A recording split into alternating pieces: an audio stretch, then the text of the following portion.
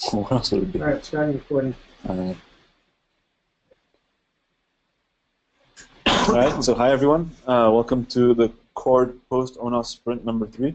We'll give ACORD a real name once we have release names. So this was a 3-week sprint. We accepted 108 story points. We added 36 mid-sprint. We closed 66, which leaves us with 78 stories. Roughly, maybe some math is wrong here. But we have 53 points in progress and 25 points remaining. So that's pretty good. Pretty good overall. So yeah, sorry for the sprint. It was a bit messy. People were confused whether we were going to close the sprint next week, but it was better to close it on a Friday so that we're back in sync with ONOS and everybody else. Okay. So the OLT and the dog food rack, the version 3 of Celestica, still unclear why it's called version 3 because there was never a version 2. But basically, version 3 means second shipment of OLTs, and version 1 is the first shipment of OLTs, and version 2, I guess, never made it across the Pacific. I don't know. I have no idea where it went. So it's the one we have here. It's still in process. Haven't been able to quite bring it up fully. I can talk to it via the agents, but there's something that's out of sync, and I'm not sure what it is. I think it's the OLT IDs, but I'm not sure. And we probably need some new software because each version 3 OLT comes with 12 MAC addresses that are unique to that device. And the agent doesn't have a good way, short of modifying the code yourself, to actually specify those MAC addresses. So that's also weird. So that's not very convenient. Other than that, the integration of the OLT into XOS and the rest of the pod is in process. So there's 2 parts to this. There's an extending the VOLT service to deploy a container containing the agent, and configuration and flow rule provisioning at VTN to forward the traffic to the right spot, the management traffic between the OLT and the agent. The dog food rack is currently down. I'm hoping that we'll bring it up and we'll use it as a target for testing the deployment scripts that David and Zolt have been working on, so that we can test it there, and then once we can use that as a kind of bootstrapping environment for that, and then we'll use it to deploy on the development pod later on, where we can do automated tests further down the line. Also, I didn't mention this here. We ran a demo in Atlanta from Menlo Park that was using the V1 Celestica box, passing traffic, and so we've successfully brought up the V1 box completely. Whereas AT&T, the foundry, they have 3 V1 boxes. They can't bring them up. So working with them, they're going to ship us a box so that we can drop it into our setup and see if that works. But, is foundry going to stay active, keeping these things built and running? No. If not, they should send the boxes here. Yeah, I don't know. Don told me that they weren't sure whether they were going to stay involved or not, but they're still working on it. So I don't know. Okay, VTN. For VTN, I refactored for service extension. So service instance handler is added to VTN, and now when instance is detected or removed, service specific flow rules are installed inside its own service instance handler, like a PSG handler and multi-agent handler. So we can actually easily add new service by new service instance handler. So every time you add a new instance of a a new instance of a VM of a service, every time you add a new VM, no. The core VTN itself is very getting complex by multiple service specific rules. Okay. Like a VSG needs its own rules, and QoT agents needs its own. Oh, I see. So I just made a few instances have a service type. Okay. There shouldn't be too many services that have specific rules other than VOLT and VSG going forward, because those two are infrastructure, kind of. If these two are, maybe we don't need this factoring. They might not be the only ones. There might be some specific ones for ACORD and MCORD that have some specificities. But there has to be a distinction between kind of third-party services and infrastructure. And the infrastructure, you can permit certain, so anything that attaches to the edges of cord is permissible to have special handling rules, but any service inside of cord has to fold itself onto the standard service chaining and service composition model. Otherwise, we're just going to be working on making exceptions for everybody, and we'll never make it. So yeah, okay. And the quality agent support was actually the kind of high priority test in this sprint, but couldn't have much progress on it. But I finished head node access from VM through local port and tested OVS inside the VM can make open position with the ONOS port. That's what MCORD means, right? No, it's for, I heard that the OT agent will have Indigo agent inside and make a position with ONOS port. Oh, I see, yeah. So I tested similar testing. And for the flower installation for OT device access is in progress. I actually need to what rules should be. Okay. For XOS VTN API, Scott and I defined basic VTN port and network and service APIs. It's in the wiki, and extension APIs for services will be added. And I removed the direct access to neutral from VTN. And now XOS client provides all the information for VTN. It's from neutral now, but once XOS VTN API is done, it will be replaced. Cool. That's very good. And I need to make a DHCP related changes since there was the vouchers live gateway instead of VMs. But voucher function for HTML and made hosted discovery from DHCP request configurable, and I disabled it by default since it conflicts with VTN hosted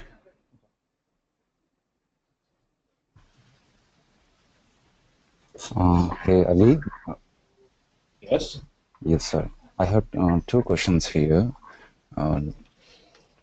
So the first one is the OLT agent support head node access from a VM through the local port. Are we planning to allow some communication from the VMs to the head node? Well, only for that VM because it's the OLT agent. Right, not for all third-party services. The VOLT is not a third-party service. Okay, so the OLT agent runs inside the VM. Well, right now it runs inside a VM because we're not running containers on bare metal, but in theory it should be a container. Okay, and it needs to access something from the head node. I mean, what is the running in the head node? It shouldn't need to access anything on the head node. The only reason is right now the cord ONOS runs on the head node, but when the cord ONOS runs as a service inside of cord, then it doesn't need to. Okay. The second. Yeah, go ahead.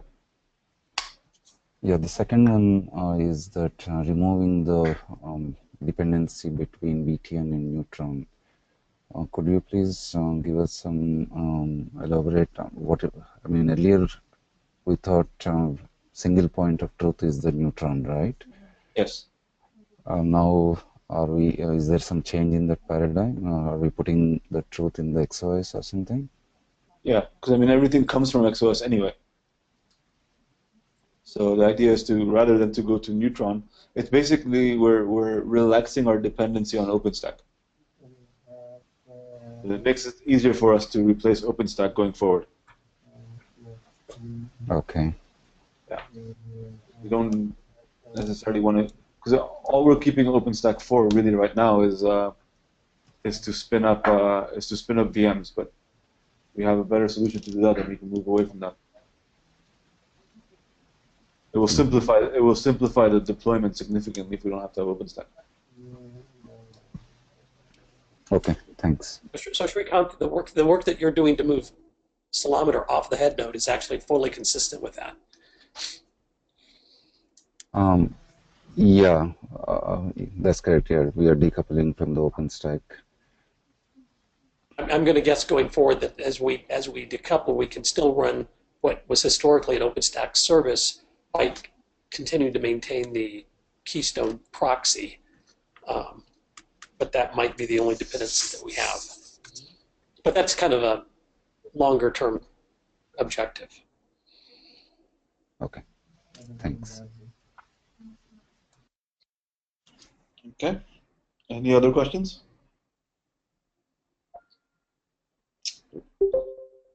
Fabric? People who do things in the last minutes. Okay.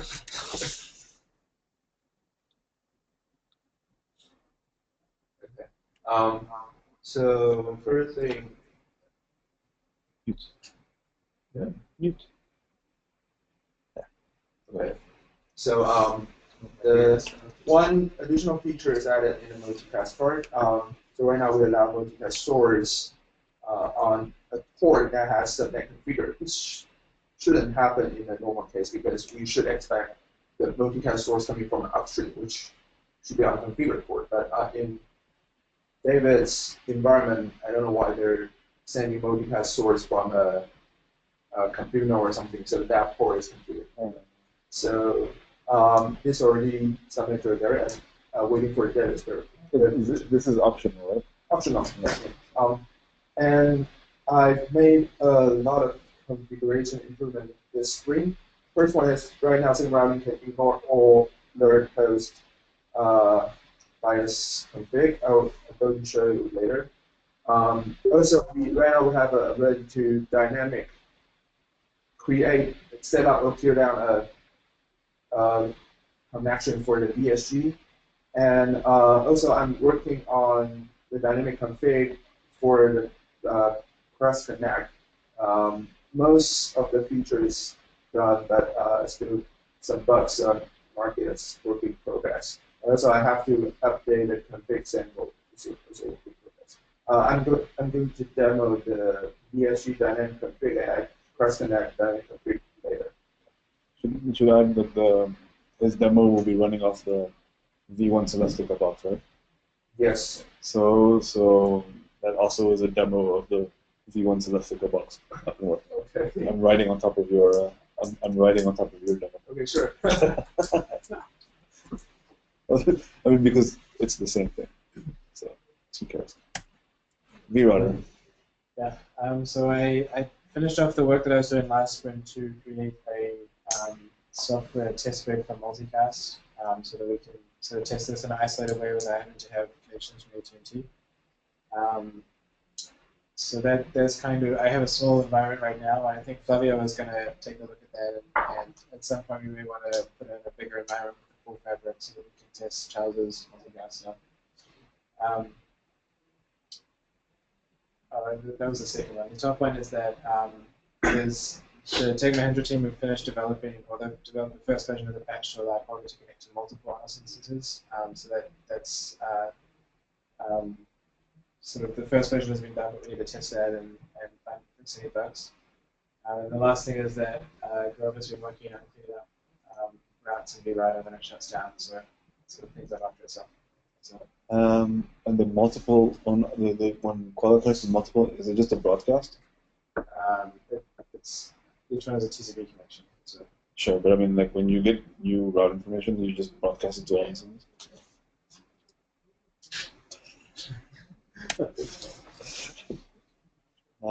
XOS guys. Yeah, so Sorry, can I ask one related go ahead. question? Sure. Jano, so looks like, I mean, today do we have two multicast applications running on two different controllers in the card? Like one is running on the access controller that handles the multicast from the subscribers, whereas the other multicast application running on the Fabric controller that takes care of the WAN side of multicast? Yeah. So the one that runs on the access controller is the one that's doing IGMP snooping, basically. So that's the one that figures out which subscribers pass for which channels. And then that information is relayed over to the other controller, the Fabric controller. And that one is both requesting the multicast channels from upstream and programming the data plane information to the Fabric to allow the channels to flow through the Fabric. So do we have some east-west communication between this access controller and Fabric controller for this exchanging the multicast information?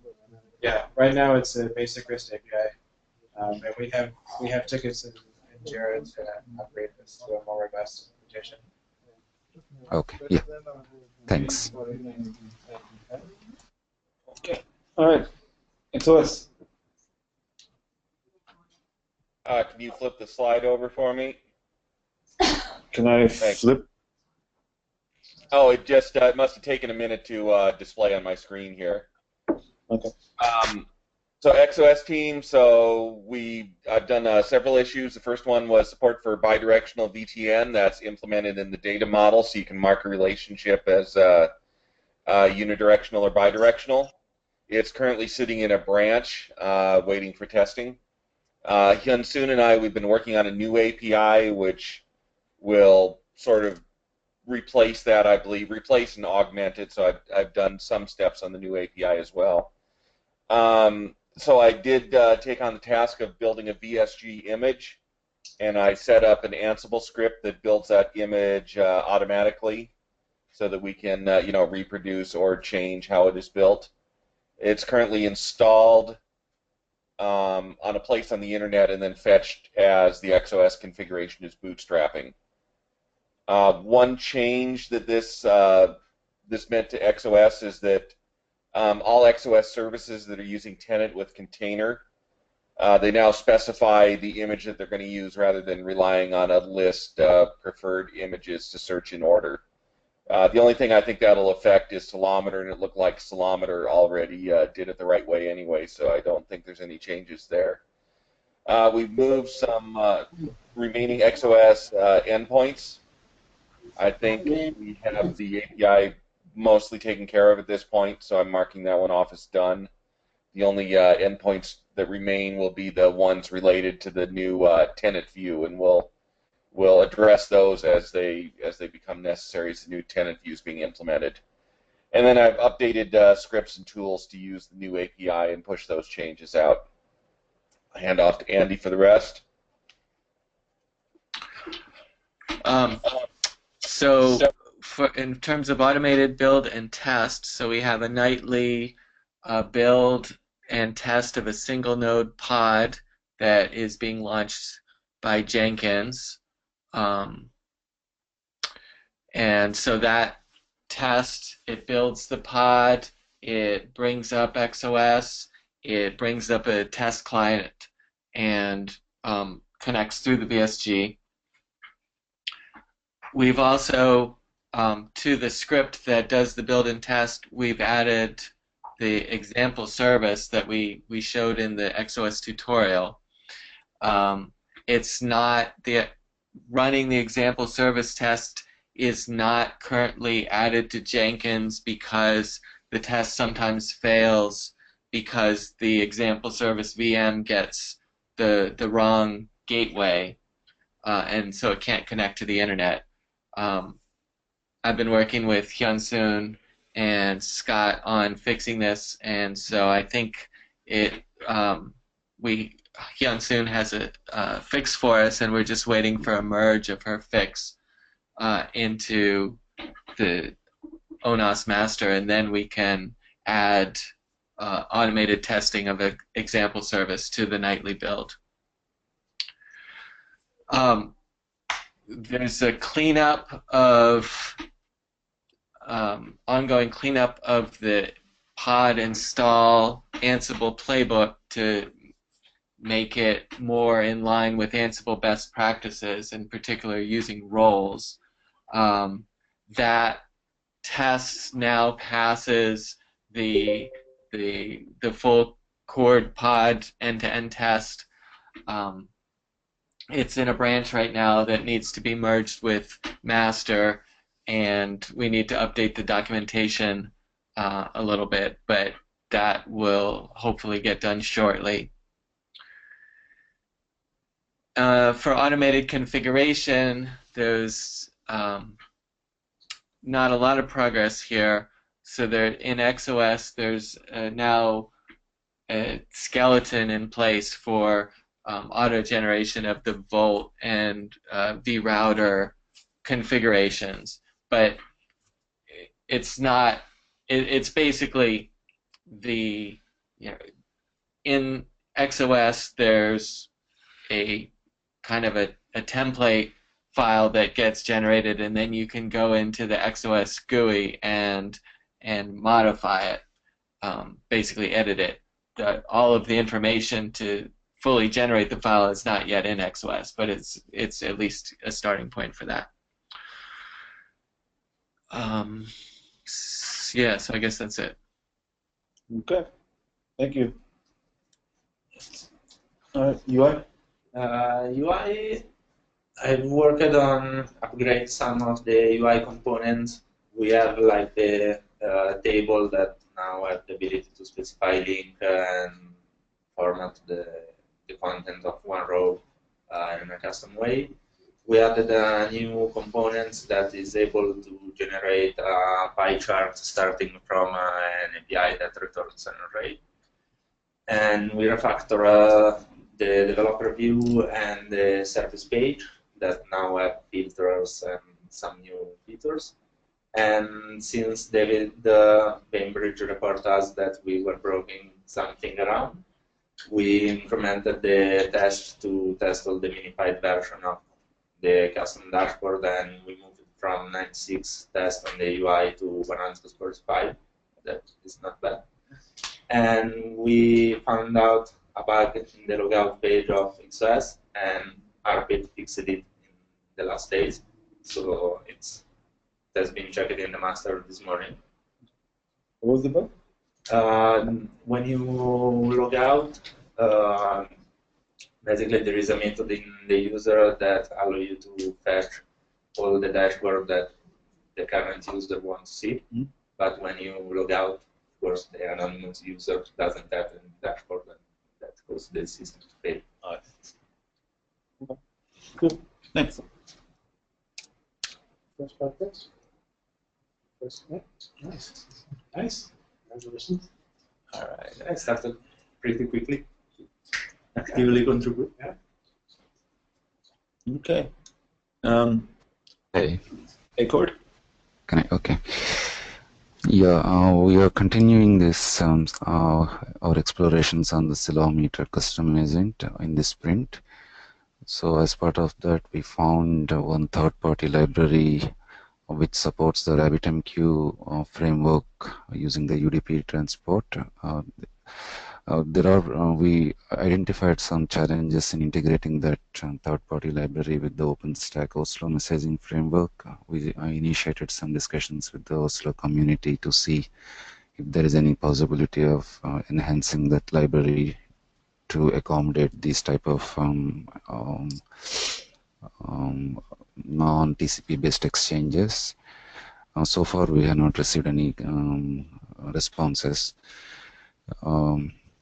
Also, we need to check on the licensing terms. This third-party library is using the Mozilla public license, and we need to see if there are any concerns in using that licensing in our XOS or OpenStack code. Yeah, pretty much.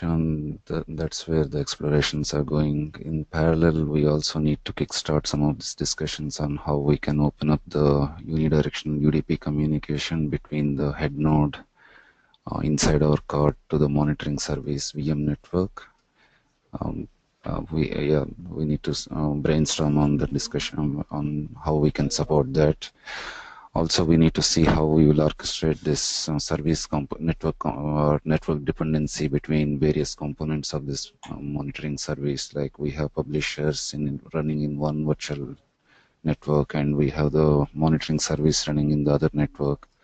How do we define this service composition at what point of time? We need to have some discussions around that point, around that topic. Well, these would just be dependencies between your services. Correct, but this is not one service, right? We have a monitoring service which will come up during the boot up.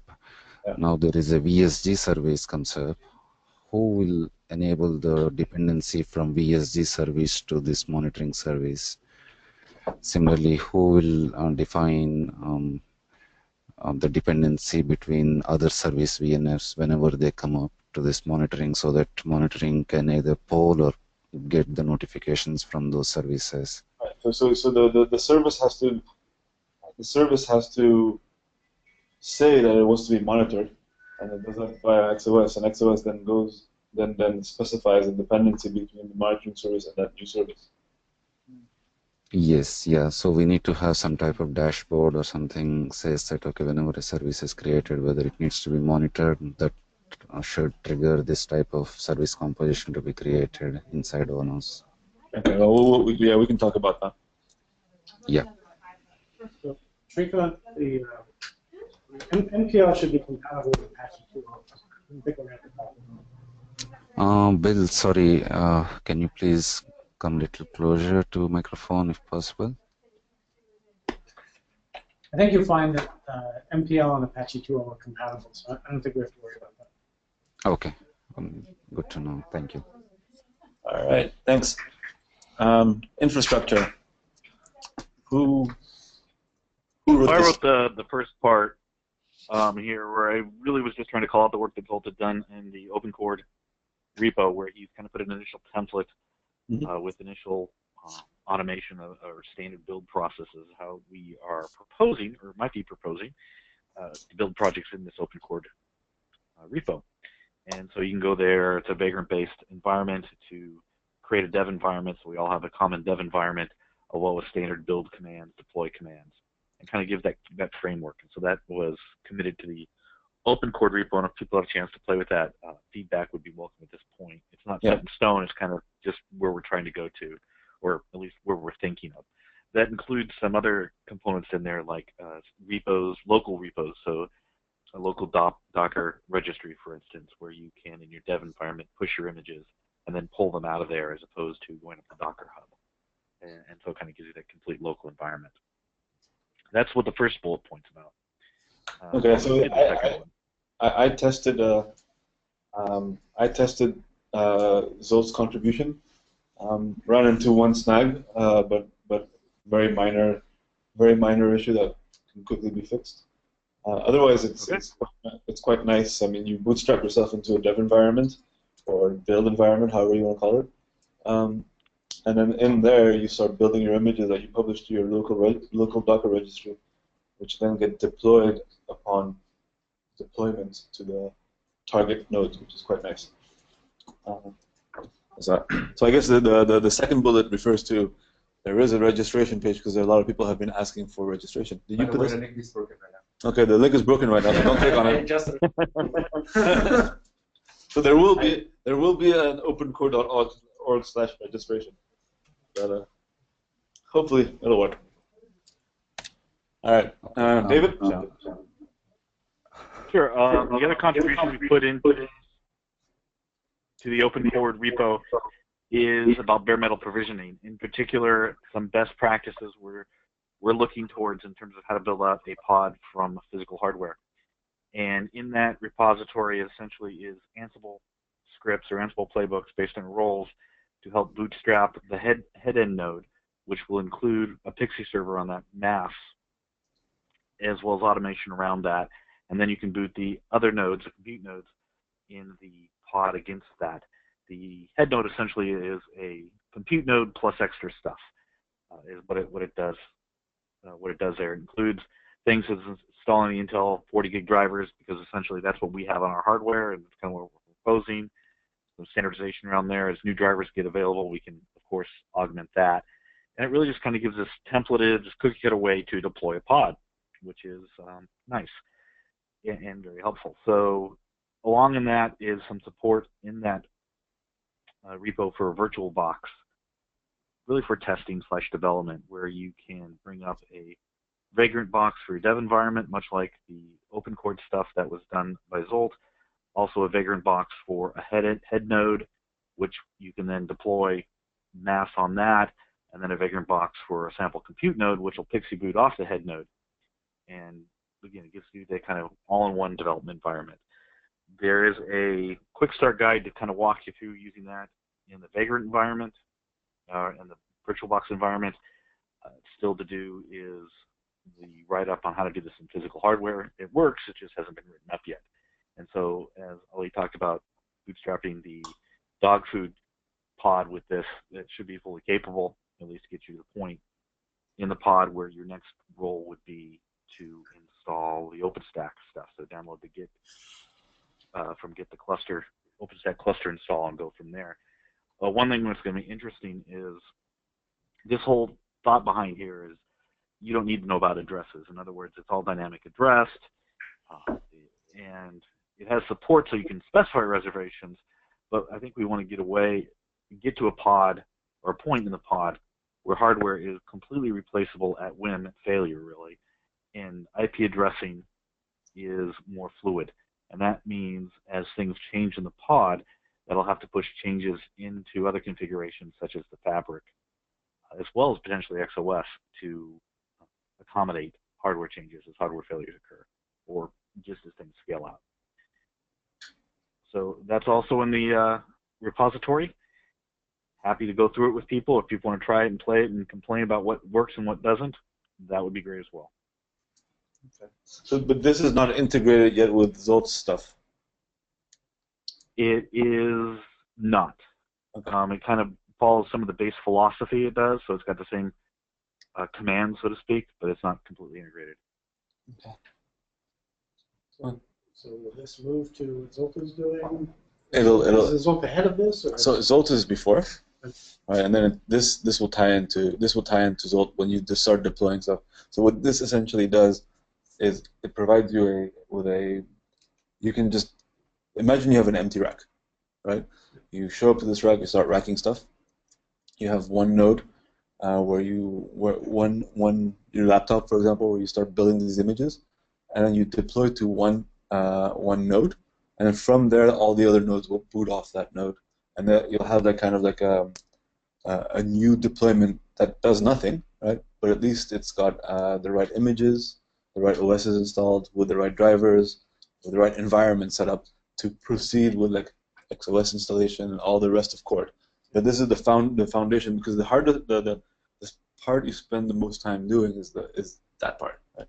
And getting this automated into a framework which supports lifecycle management of compute nodes and whatever compute elements you have is makes your life a lot easier, right? Because not worried about, like, I'm not scared about replacing a compute node or kicking out a compute node and putting a new one in and wondering how that's going to work. It's automated in its own way. Okay, that makes sense? Yeah, there's definitely a vision that as compute nodes come on board, they'll be added as it stands now, added into Juju, right, so that they can deploy the virtual functions. Even as compute nodes come up, there'll be policies behind this to say, oh, I now have a compute node, here's what I have to do it, or I have two compute nodes, maybe I'll declare one a head end and one a compute node, right? So really kind of automate that, so you're really doing minimal configuration to get up and running to a workable Cord pod. But it's going to have to be, I think, pushing some other areas, particularly some of the dynamic configuration areas throughout the rest of Cord. Yeah. So, and this applies to both compute nodes and the switches. So switches are Yes, not booted. this will boot the switches as well. So all that basically, it just allows us to build. One, it makes the search space smaller when people report issues, right? Because we know what the recipe is, right? So it makes our life a lot better. Hopefully, that's the idea. If it doesn't, then we did it wrong. Yeah, if it doesn't, we did it wrong. Absolutely. All right, so now we have a video demo from David. Yep. So I'll give you a presenter rights. All right. I did this in video only because it is time consuming and I can't speed up time. Excuses. I know. Apparently I have to download something and add an extension to my browser. Oh. Well, if you give me the URL for the video, I can just play the video. Well, I unfortunately don't have it in the URL. Oh, okay. Let me just share my entire screen. Hopefully that'll work. Oh, looks like it's it done already. So. Okay, well, we can try, but I doubt that'll work. But okay. Oh yeah, look at that. Look at that. So this first video, and it's a series of 4 or 5 videos, really is just, I've checked out from Garrett the repo, master repo. I'm doing a vagrant up to establish my development machine. You can see this process took 14 minutes when I recorded it. It turns out it doesn't take 14 minutes most of the time. However, when I recorded it, it took longer, and I don't know if that's because I was recording video or my family was streaming somewhere else on my internet. I don't know. But what you can see, it's going to bring up a VM. This is typical vagrant stuff. It installs a bunch of stuff, and we can zoom forward on most of this stuff because it's not terribly interesting. But it will install other components, basic things that we need, such as it installs Docker, it installs some Java, and some other interesting things that we'll use going forward. So not terribly exciting. Let me even zoom it faster. As it installs Java, which is a hideously long install, as it turns out. But basically what this does is it gives us at the end, whoops, I went back. It gives us at the end a consistent development environment that everybody can use. And back to Ali's point, this says what works, what doesn't work, right? All of a sudden we can say, look, if you're running the standard environment, we know. And once you have that base development environment up, the next thing you do in this process would be to vagrant up the head node. The head node vagrant actually takes a much shorter time because it really is just a very basic machine. Head node. And it is not going to install much more than a base OS image, which is what we expect for at least one box in that bare metal rack that you have. So David, is this for the testing purpose or the production deployment? I mean, I didn't understand. Yes. It's for both. Absolutely has a role in that testing environment to help bring up a pod for testing, but its ultimate vision is for production. How do we get a production pod up and running? And again, cookie cutters, stamps, so that we know pods look identical, one pod to the next. So if I take a bare metal from OpenCloud somewhere, and if I run this particular scripts or Ansible playbooks, I should have a up and running pod inside that bare metal? I have not tested this against OpenCloud, so I can't say yes, but yeah, that would be a goal. This really has been tested against VirtualBox, this kind of test environment I'm showing here, as well as real bare metal pods in our lab. I don't have an OpenCloud account, so I haven't tried it there. But yeah, in theory, they should work there as well. Okay. So once you have the head node up, the idea is to provision that head node, and to do that, you essentially run an Ansible script. That's a compute node, isn't it? There's that head node. Oh, this is the wrong window. Ansible compute node. Let's Ansible the head node. So Ansibling the head node,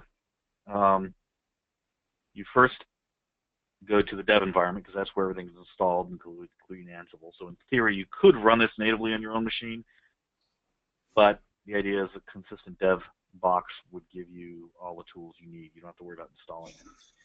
And it essentially links in your build environment directly into /mass-dev. And so now you can see this is essentially the Ansible script, the IP address of the head node. This is the dev, the playbook. And for this example, because I'm using VirtualBox,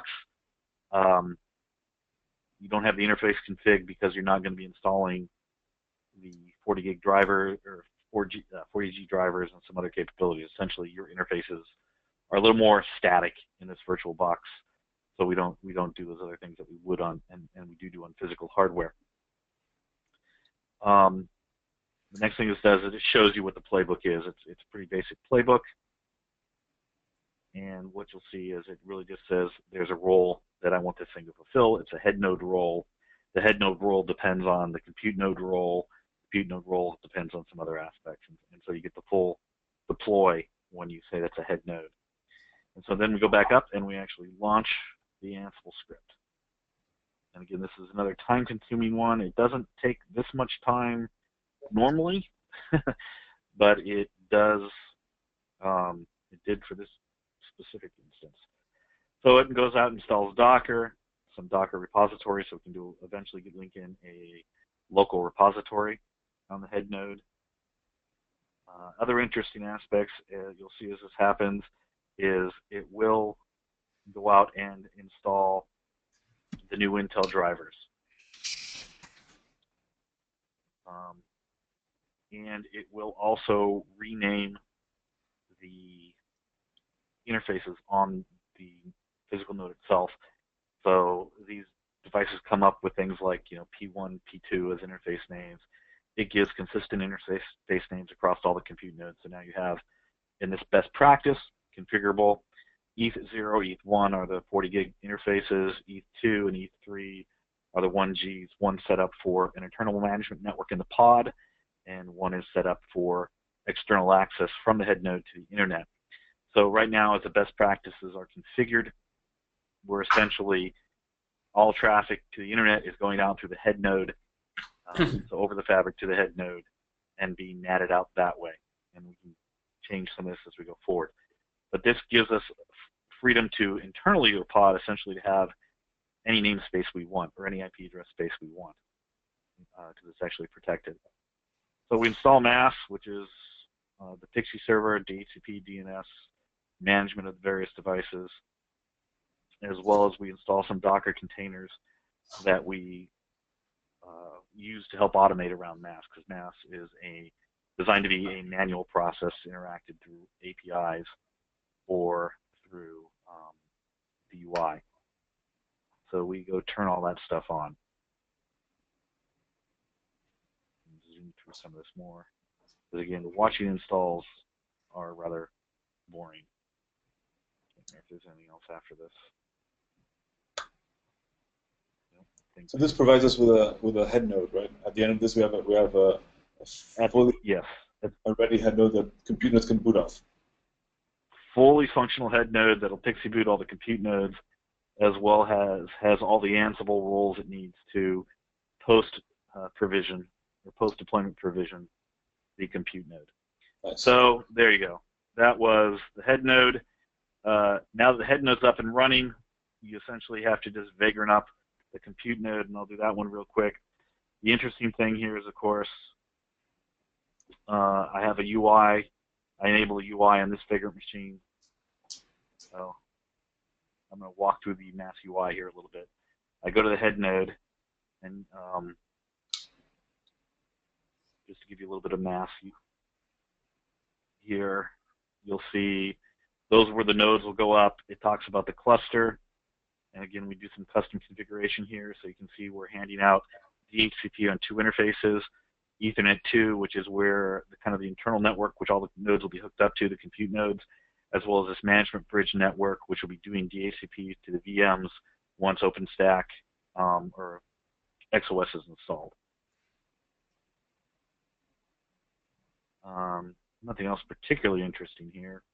I do walk through the images, and right now we're just automatically downloading and preparing the 1404 image.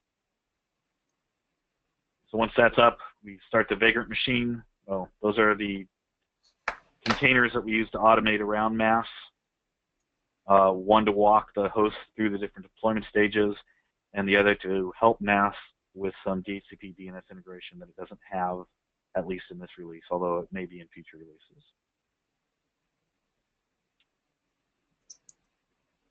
Okay, Vagrant up the, well, you have to go back to the host to Vagrant up on the compute node, and you can see it's PXE booting off mass. When you PXE boot a compute node or anything off mass, it actually goes through reboot many times. But essentially will communicate to mass to inform it of its configuration, and then you can see it popped up in the mass. And just to go back to my point, right now when we manually provision a lot of nodes, we give them static names, we give them static IP addresses. The idea behind this is that's all dynamic, so all this hardware is relatively replaceable fairly easily. One caveat with the VirtualBox deployments, NAS does not support power management in VirtualBox. There are some scripts that we've added and some capabilities we've added to help that along and stimulate it really, or actually make it possible. Right now there's a manual configuration step that's required. It's not automatically discovered with the actual physical hardware. It's automatically discovered, so you don't have to do this step. So it really is just turn on the physical compute node and it goes all the way through the system. So this next step is really just me showing you how to put it through the manual steps you have to do to get the VirtualBox to go through this. And it's all in the quick start to walk you through. Now the interesting thing is that now once I've done that, and mass can power management, you can see the little power icon comes on here, and mass will take, the automation around mass will take the compute node through the complete boot process. And it's got a commissioning stage which just gathers more information about the device, and then it will actually go through the deployment or deploy or allocation phase of the box. So once it's commissioned, it goes through deploy.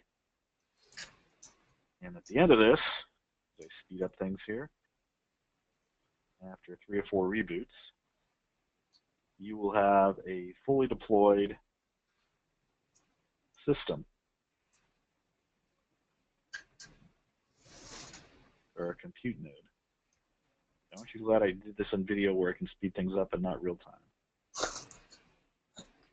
So, but when you deploy a compute node, it PXE boots? Does it install, or does it just PXE boot and it's a net booted machine? Right now, it's a net boot machine, so it's just essentially a raw Ubuntu machine. Okay. But you can see I'm going to SSH to it here. The idea is, like for instance, and this is just an example, it doesn't have Docker installed up front. And I've been toying with the idea is NAS has a capability to, with pre-seed, to add install things. And I've been kind of leaning away from using pre-seed and hooking into the automation around it to run Ansible, so that we have a little kind of external control of it that way. Okay. And so right now it's not automated. It will be at some point. Once a node comes up, it will, well, I don't have this in the demo, or we restarted. It will run the Ansible script against that node as a compute node, and that'll install all the basic capabilities we need, including registering it with Juju, for example. Right now, it installs essentially the Docker and hopefully the next sprint, the Docker Swarm capabilities. So it'll get to the point where everything's automated all the way through it. So it's not just limited to a bare OS deployment. Where does the root root live on this? I'm not sure what you mean by root. So it's a net booted machine. The slash, the mount point slash, is it on the network? Oh, it installed. No. It installs all locally. Okay, so okay. But if I reboot the machine, it gets reinstalled, or is it? No, okay. It doesn't. Once the machine is installed, and so what happens is the machine is installed and registered against NAS. And so it will PXE boot every time, and NAS will look at it and say, "Oh, I know you. You're deployed. Just boot from your disk." Okay. Okay. Sounds good. If it's a machine it doesn't recognize, NAS will tell it to go through the whole thing. And again, if it fails the Pixie boot, the systems fall back into the boot from the hard drive. All right. Sounds good. So I think that is. Well, I guess I do have the Ansible script that deploys everything on the head or the compute node, and then you can see that I can run Docker.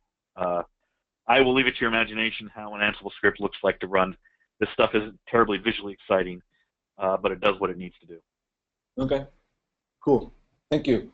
I'll definitely give this a try on our bare metal. See what snafu I run into. I'll probably be working on today and Monday, if I don't finish it today, kind of the same quick start for hardware, for physical. Okay. All right, cool. I think the next, we've got to kind of move faster because we're running out of time. I think the next demo is Charles, I believe. I'm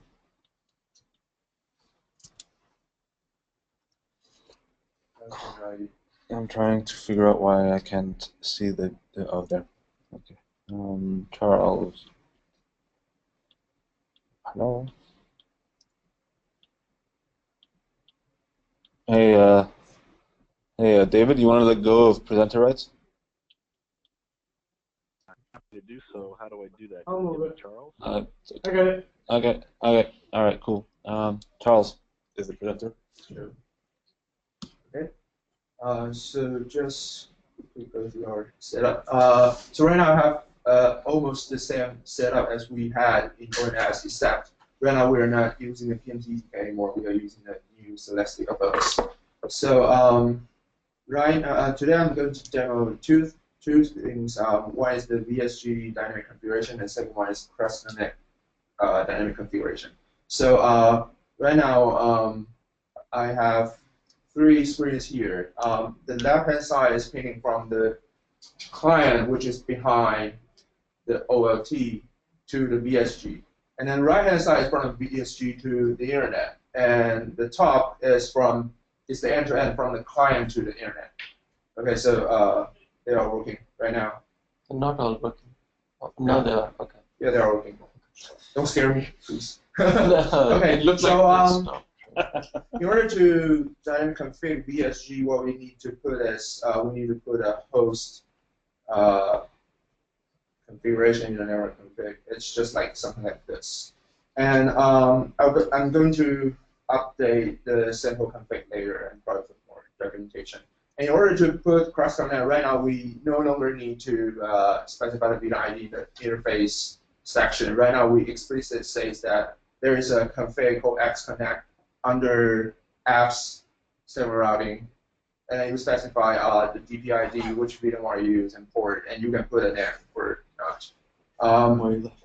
So right now I'm trying to remove the VSG connectivity, so just by deleting a host configuration.